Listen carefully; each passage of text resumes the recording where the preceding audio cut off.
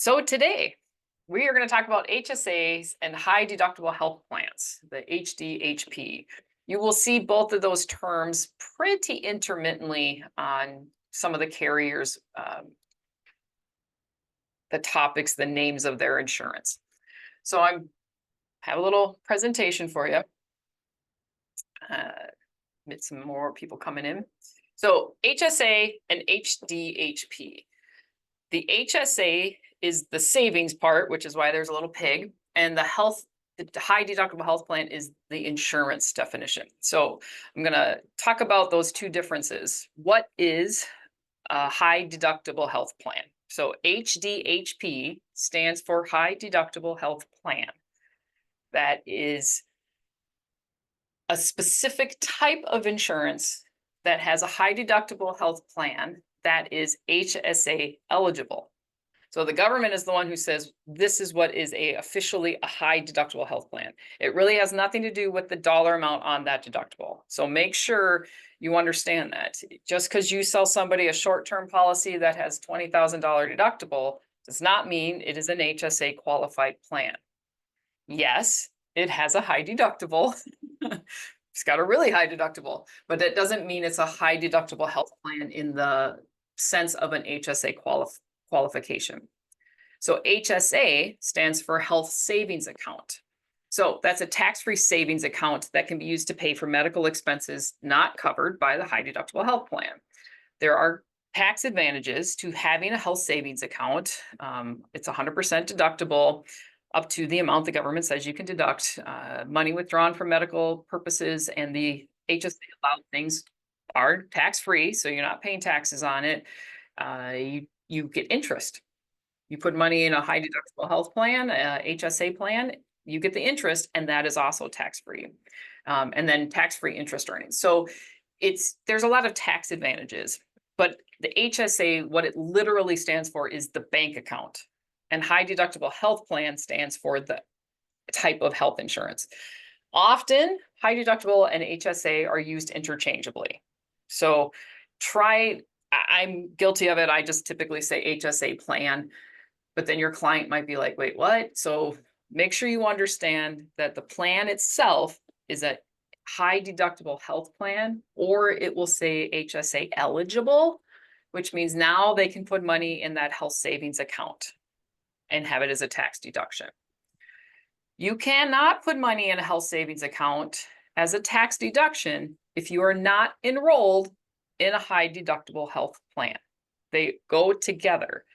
Now, you can have money in an HSA plan from your job or previously, then get enrolled in a copay plan, a non-high deductible health plan. Well, your money in that HSA is still yours. So that's why it's a benefit, because it's still yours and it can still be used for anything that the family needs it to be that's HSA qualified. So HSA eligibility. The main requirements for opening an HSA is you have to have a qualifying high deductible health plan that meets the IRS regulations for the annual deductible and out-of-pocket maximum, which I will show you later what those are. And then if you are enrolled in that high deductible health plan, then you're eligible to have an HSA account. You're not covered by any other non-high deductible health plan. So you can't be in two, such as a spouse's plan that provides benefits covered by your high deductible health plan.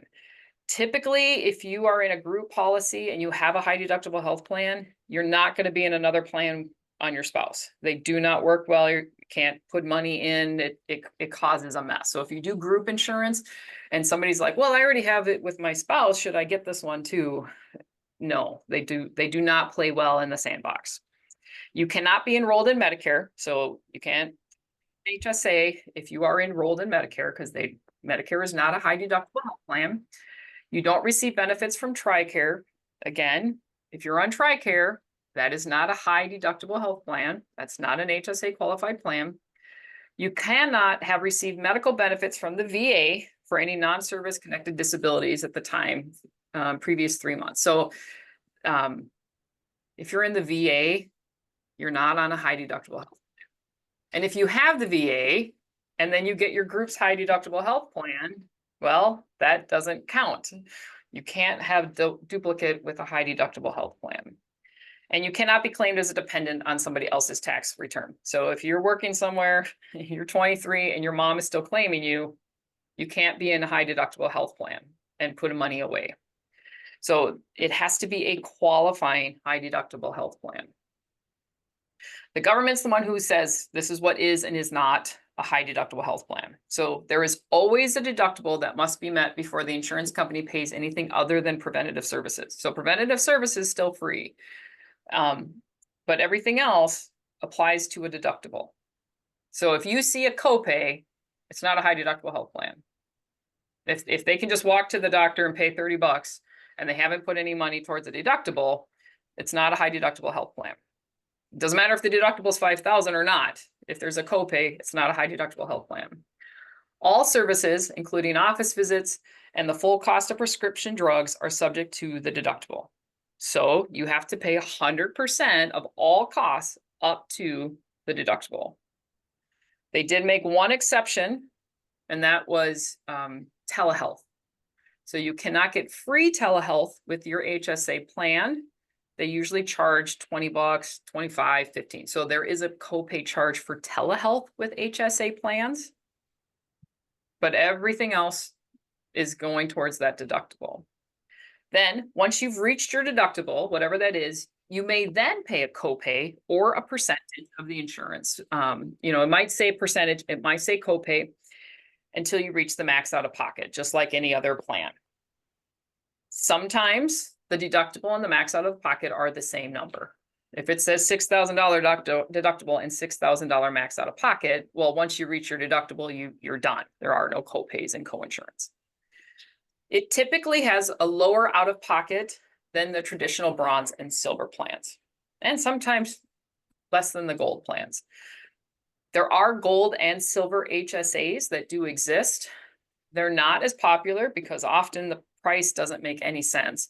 But sometimes there are. We have a few gold HSAs where it's a $3,000 out of pocket, and once they're done, they're done. And it's when you do the math of their premium and that $3,000, it does save them some money. So you can look at some of those gold HSAs occasionally, but if it's going to cost you $600 a month and you're $3,000, but over on the bronze there's no premium, well, you're paying more money to have a $3,000 out of pocket than you would with a zero bronze plan with a $6,000 out of pocket. So you sometimes do a little bit of math. So here's two bronze plans. This is in my area with United Healthcare. The premium, I just put in a 55-year-old person. So don't really worry about the premium. But if you look at the deductible, this one's $6,700. And then this one over on the right is $7,500. So they're both high deductibles. The max out of pocket over here is $8,000. The one over here is $9,400. As you can see, this has some copays and coinsurances after deductible. This one has copays. So I'm going to zoom in. You can see often on the marketplace, it'll have HSA or HDHP right there, right in the description. So there's no question for you as what that means. Yep, that is a high deductible health plan. So these both have high deductibles. I mean, it's, this one's even higher than this one. But only the person on the $608 plan is eligible to contribute to an HSA account to then have that come off their taxes. This is one of the things that accountants often get wrong. So their client shows up and they're like trying to save the money and they go, well, what was your deductible on your health plan? Well, it was $7,500. Well, you qualify, you go open an HSA account, go put some money in and we'll write that off. But they weren't in a qualified HSA plan. The chances of them getting caught is actually pretty slim. So it's an honor system. I have people that say, oh, do I have to submit my receipts every year? No. The government can audit you at any time if you say you have an HSA plan and that you're contributing to that HSA as a tax deduction. So then they're going to audit. They're like, all right, show us your high deductible plan. So your HSA qualified plan that you were enrolled in, and then show us the receipts that you used. You went and used this money from this plan, from your savings account. You could go your whole life and not get that.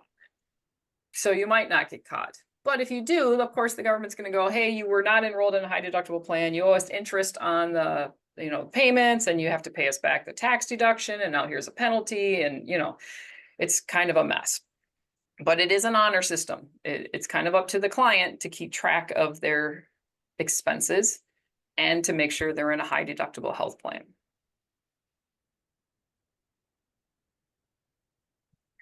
So here's the contribution and out-of-pocket limits for health savings accounts and high deductible health plans. So HSA for 24, a single person, they can put in $4,150. It was the single largest increase from 23 to 24. They increased it a lot. They normally go it up by $100. So this was a big increase. And for a family, it's 8,300. Now a family is 2 people or 4 people. A family is a family. If you're over 55, you can add an extra $1,000. So you can increase that if you're over 55, similar to an IRA contributions. Then the minimum, so the government says the minimum that the deductible can be in a high deductible health plan is $1,600 for an individual, $3,200 for a family. So there's no such thing as a high deductible health plan that has no deductible. Or even $1,000 deductible, because they're saying the minimum is $1,600. And then they also say what the maximum is. So this year they went up from $7,500 last year to $8,050. A non-traditional, a non-HSA plan is $9,400. So there is some savings in that high deductible health plan on the max out of pocket. The group side, I use this. So if you're part of a group where a group is contributing to a client's HSA account, the client and the group cannot put more than $4,150. It's combined total. So it's not like if an employer is like a really awesome employer and they put $4,000 into somebody's HSA account, that the person can put that $4,000 in too. They can't. The max that can be contributed is $4,150. Now, if that awesome group employer is putting $4,000, they're the ones who are getting the tax write-off. The employee does not get to say, hey, I get a $4,000 tax deduction. Most companies are not putting in that much. They may put half. I've seen quite a few that will put half of that in. So just for your own knowledge, you can't take off a tax deduction that an employer did. It's also prorated. So I don't know how many of you get the pre-retirees that work for a company that has this, right? And they're like, on January 1st, my company is going to pop $2,000 in. Awesome. They get that $2,000. And they're like, so I'm going to contribute the other $2,150 in January. And then I want to go on this copay plan in February. Doesn't work that way. It's not $4,150, regardless of how long you're in the plan. It's $4,150 total. So if somebody's only going to be in an HSA plan for 6 years or 6 months, I basically take 4,150 divided by 6, or 4,000. So 4,150 divided by 12. So they can put in $345.83 a month times 6. All right, you can only put 2,075 or half. But so that's how you have to do the calculations. They're not allowed to put a whole year's in if they're only in the plan for 3 months. It's not like an IRA. You have to be enrolled for the entire 12 months to put in an entire 12 months worth of HSA contributions. So when does it make sense to enroll in an HSA plan? So the reason you might want to help somebody enroll in an HSA plan is because they have very expensive medications and they always meet the max out of pocket. If they are always a max out of pocket person, well, let's go with the 8,000 out of pocket versus the 9,000 out of pocket. And then you can have some tax deductions on what you're spending. I mean, it might be only 4,000 of that 8, but hey, at least if I'm going to spend $8,000 on my health, at least 4,000 can be a tax deduction. So that's a time you might want to do it. If a client's already contributing to an HSA and they want to keep contributing, yep, we can absolutely do it. There is a misunderstanding that it can only be with groups. That's not true. You can get an HSA as an individual. When the client, quote unquote, never goes to the doctor. The reason I say this is because often the HSA plans are less expensive. Not always, but they often are less expensive because the consumer has to pay more before the insurance does, and so it tends to be cheaper. If they're young and healthy and they are good at saving, this could be huge for them. If you can find yourself a 26-year-old who doesn't go to the doctor because they're healthy, great. And they are willing to take $4,150 out of their pay throughout the year and put it in the bank. If they could do that for 5 years, they would have over $20,000 saved up. And for the most part, they're still healthy. So they have $20,000 sitting there if they haven't even used it. And now it's earning interest. And they can take that money and they can put it in actual other investments. There's a whole world of HSA investment opportunities. So it's a really, I mean, if you have somebody who's young and they're willing to save, this is a great way to save. If they're self-employed and they need some more deductions, their account is telling them, hey, look into an HSA plan. Hey, we need to get you some more deductions. An HSA is a great one. And as I said at the beginning, if they always meet their max out of pocket, let's do the less.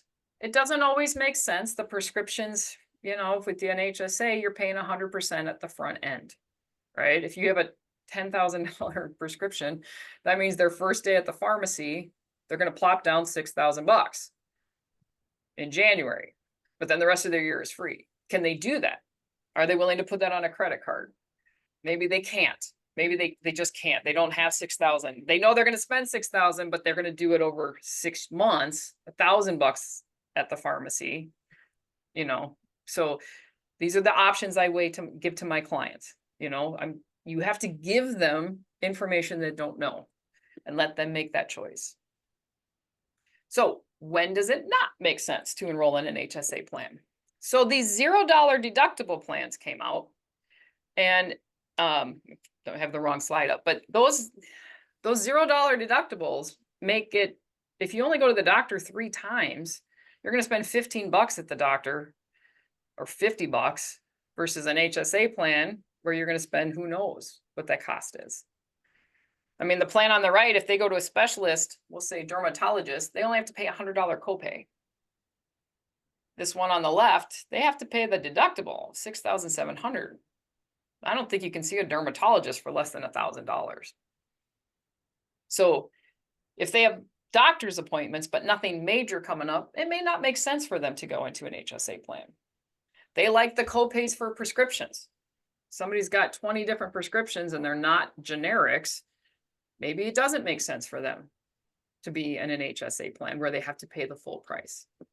And if the client just wants copays, if they're like, no, I don't want to pay the full price of the plan. I want to pay the copay. Whatever that copay is, I'd much rather pay. So then an HSA doesn't make sense. If they've never been in an HSA ever, and they're coming to you and they're 60, you're probably not going to suggest an HSA plan. That's not what they know. It's not what they're comfortable with. But if they come to you and they're 60 and they're like, you know, I never go to the doctor and, you know, I'm trying to save up money. Well, here's an HSA. That might be when you can suggest that. So there's advantages and disadvantages, just like everything else. The advantage is you can invest money in a way that is tax-free. I mean, it is tax-free for life.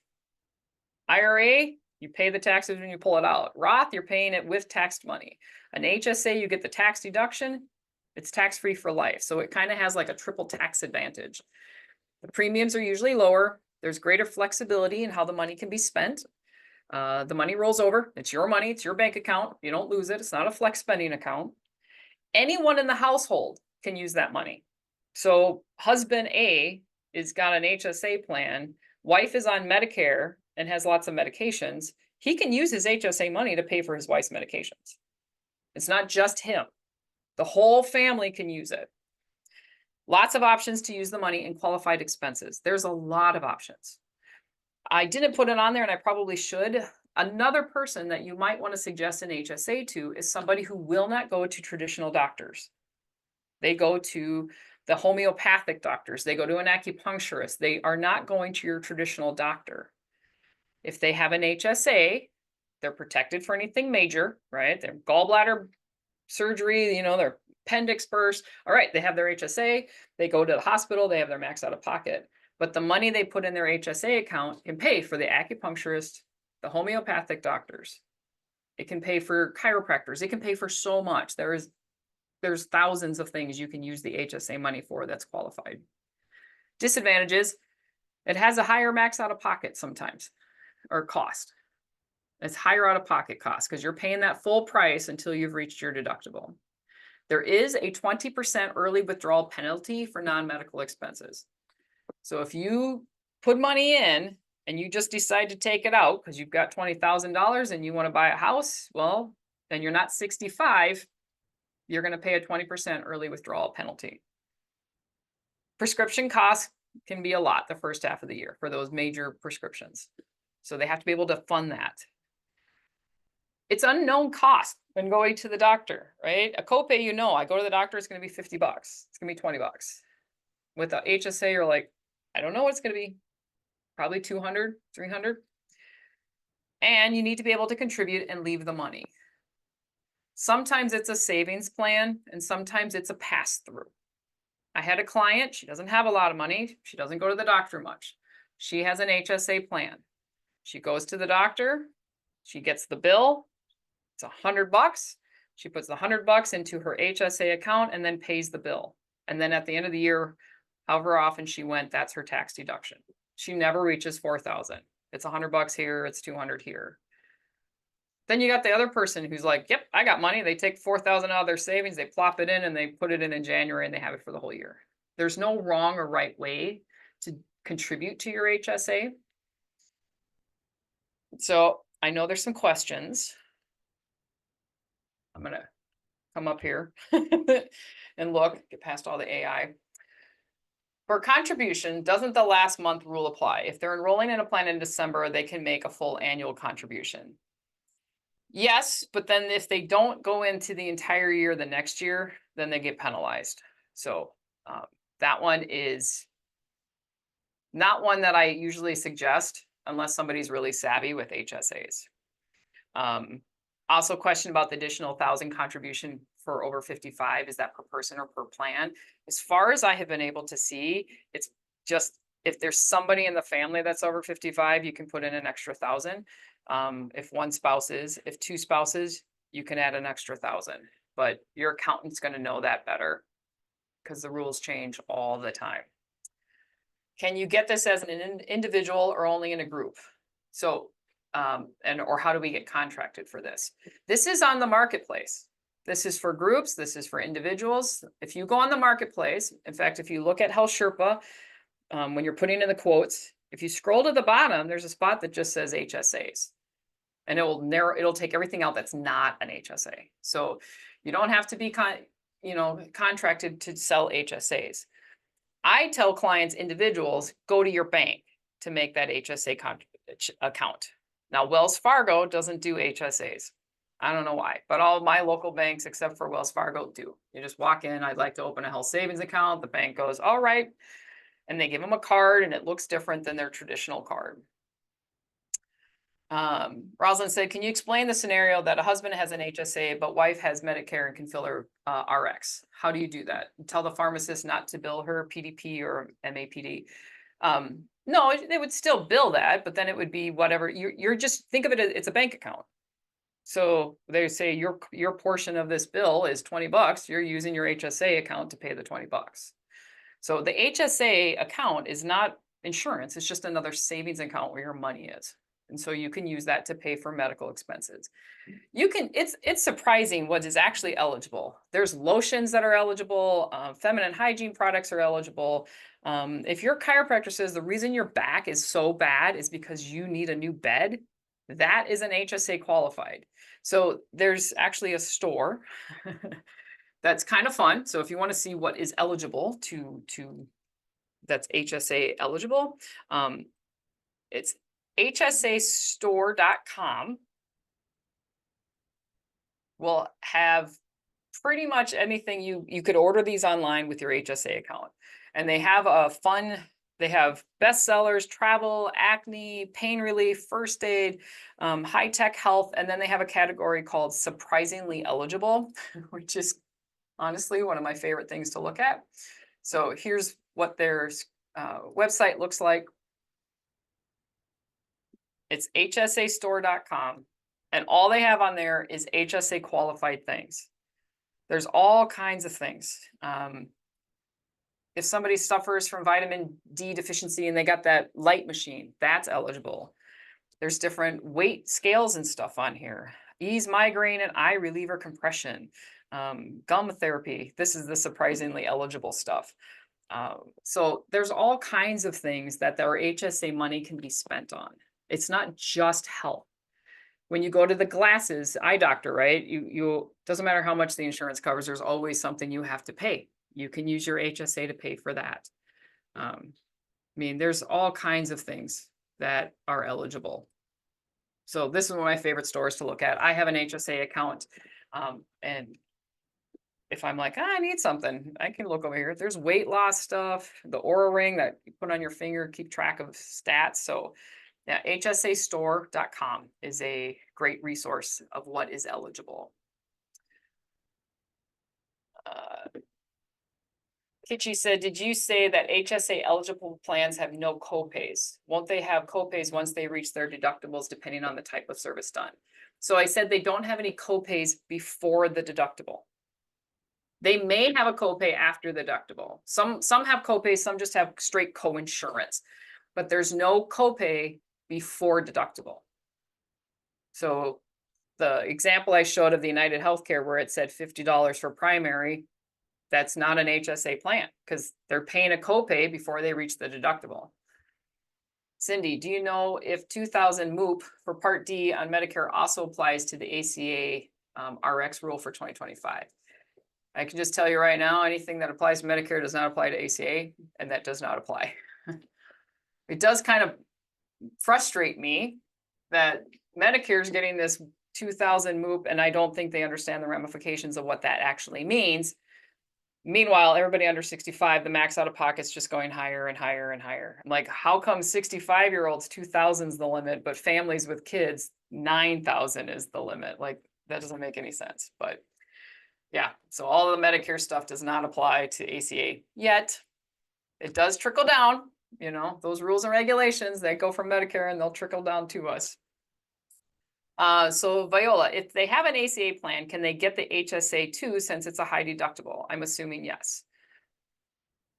So an HSA, they have to be enrolled in a high deductible health plan on the marketplace. Then they can go to the bank and open an HSA account. So if they have the ACA plan, as long as it's a HSA qualified plan, not just a high deductible, remember, it has to say it's a high deductible or HSA qualified plan, yep, then they can just go. So remember, an HSA is just the savings account at the bank. The high deductible health plan is the type of plan that you have to be enrolled in order to put money in as a tax deduction.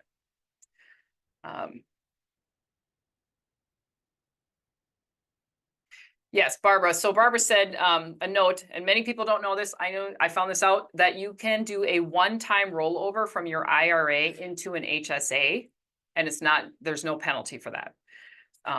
So if you've got 10,000 in your IRA that you want to take 8,000 because you're family and put that in, you can do a one-time rollover. It is kind of nice if you can do that, but it's only one time. And the HSA money, it's yours. I mean, I think that's, people start to think of it like flex spending accounts. No, whatever is in there at the end of the year is yours. And then you just keep adding, and you just can keep adding and adding. So, I mean, I had a gentleman come in here who worked for a company that had been doing HSAs for years, and they'd been contributing, and he had over $20,000. And then he had a massive heart attack, and, you know, and all this stuff happened. And he was like, wow, I'm so glad I had that money then. He was in his 50s. There's serious saving potential if you will save it, you know, and some people don't save, right? I mean, we have savers and spenders, right? And I'm not great at saving. I'm more of a spender. So my HSA, money goes in there and I'm paying an old bill. I have a very old bill from hospital stay that I'm using to pay every month. I know some people that put money in that HSA continually, and then they take the bill that they get from the hospital, pharmacy, whatever, and they pay it out of their regular checking account, but they keep the receipt.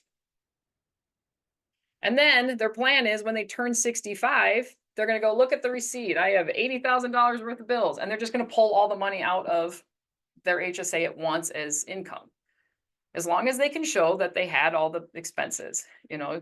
So there's multiple ways of doing it. And like I said, there's a whole industry now that invests HSA accounts.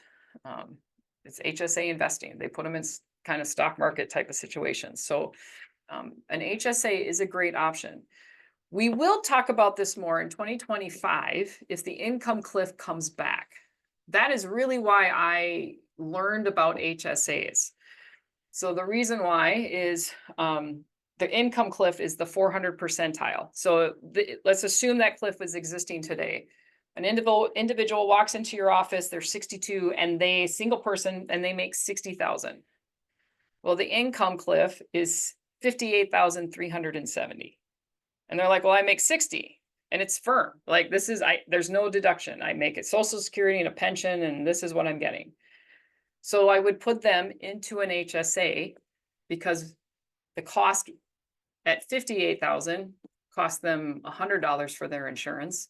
And at 60,000 cost them $800 a month for their insurance because they didn't get a tax credit. So I had to teach a lot of people who knew nothing about HSAs what an HSA was. And I'm like, it's worth it, right? $800 or 130. Go put 2,000 into this HSA account so that you're not 60, you're at 58.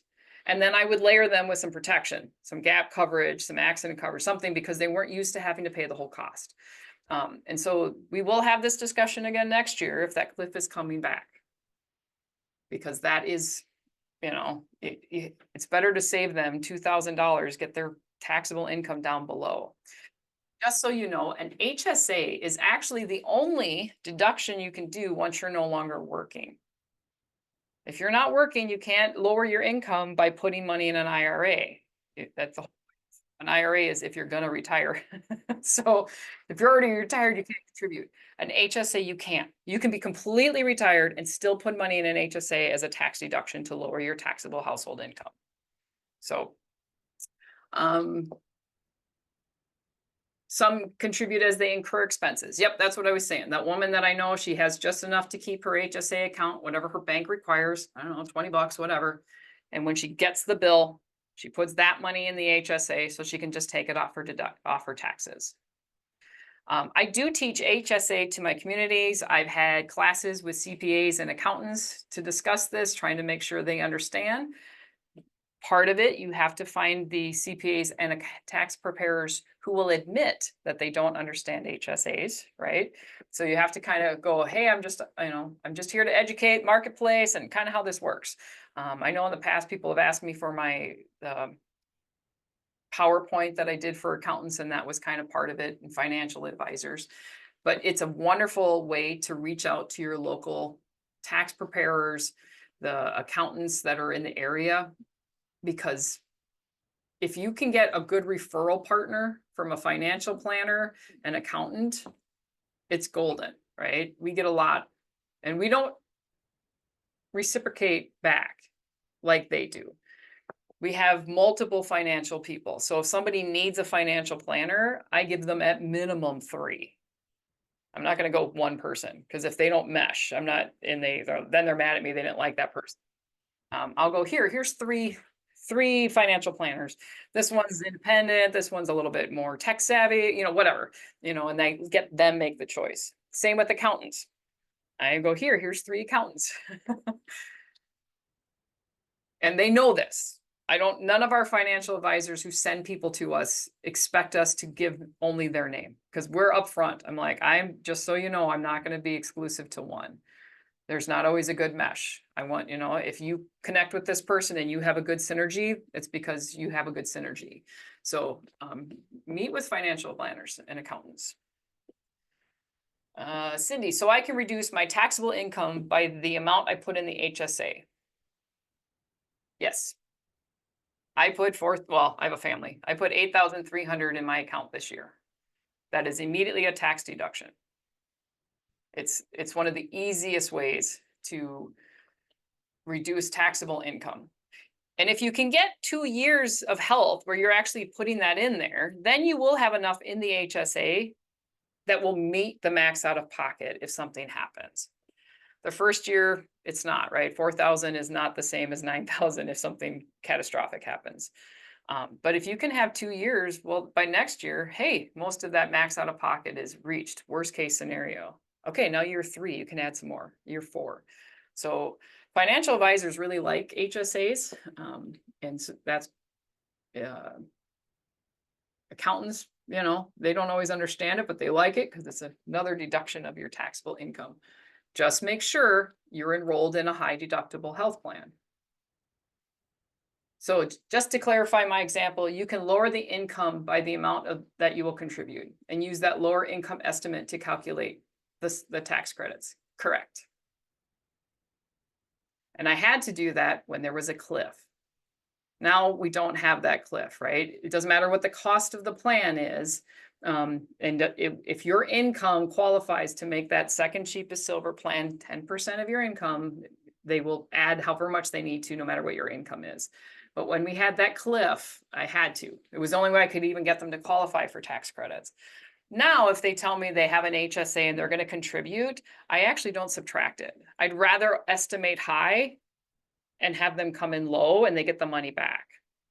Because what if they don't contribute all 8,300, right? They contribute 7,000. Well, then they have to owe some money back. I don't recommend any particular bank. I tell them to go to their own. The HSA bank is kind of growing and acting like it's the only way to do an HSA. I think it typically, their book of business that they get is from groups. They will help do group HSA accounts. I think you can open one there, but I usually just go to your local bank, your local co-op, you know, and ask. Outside of Wells Fargo, like I said, I know they don't. Probably because they don't make any money off of it, right? They make a lot. They're a for-profit bank. So, but your local banks will open an HSA. And they're not requiring you, they don't check on you. They don't say, well, show me your high deductible health plan. You know, they just go, okay, because it's on you. It's very much an honor system.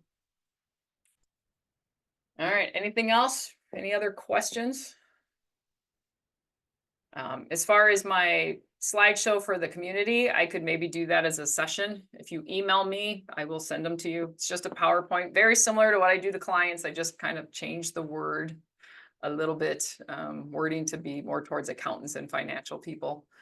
And it was specifically when there was an income cliff. So if I send it to you, you'll see some of that references to that cliff and keeping them under. That may or may not come back. 2025 is going to be interesting. It's either going to get fixed and we won't have a cliff, or they're just going to be fighting in Congress and they won't fix it. So, all right. Any other questions? Shoot me an email. Gail, if the premium difference is less than $50, would you recommend an HSA plan? Not because of the premium cost. I would never recommend an HSA because of premium cost. I would only recommend an HSA if they always reach their max out of pocket. If they know, if you don't have those $0 plans and they know they're going to have a surgery and or their hospital stay, well, they're going to reach their max out of pocket. That's when I recommend HSAs, or at least show them. I don't really, honestly, I don't recommend plans. I just give them their options and I tell them the pros and cons of each one. I rarely recommend plans. I want them to have the option and I want them to make the decision. So I will say, hey, based on what you're telling me, you know, you've got this expensive med, there's no coupons for it. You always reach your max out of pocket by March. Hey, here's an idea. We could put you in an HSA. The max out of pocket's a little lower. And you can go open an HSA account and make that as a deduction and it'll decrease how much you're getting paid.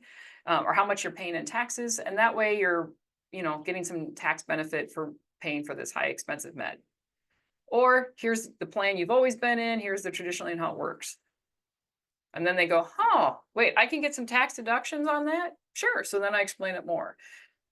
So it's really, that's why I want you to understand what an HSA is and understand, so that when you hear what they're telling you, what's happening in their life, you'll know whether to go, here's another option that maybe you didn't even know existed. Or you got a young entrepreneurs, somebody who's self-employed and they're like, oh, I'm trying to reduce, I need some tax deductions. Well, have you heard of an HSA? Are you healthy? Yeah, I never go to the doctor. Okay, well, you get your annual for free. Here's an HSA. And hey, you're young and you're 30. Let's get you an accident policy for $32. So that way, if you end up, hurting yourself on the weekend, the accident policy will pay that $5,000, that bill that you might have at the ER. We'll talk about that more next week with layering protections. So thank you very much. If you want to learn more about HSAs, there is so much information online. There's tons. So I dig into it. The government's got all kinds of regulations that talk about it, but that's kind of the niche of it, of what an HSA is. So thank you very much, everybody, for contributing and coming in, asking questions. I look forward to my Thursdays, and I look forward to next Thursday. Talk to you all soon.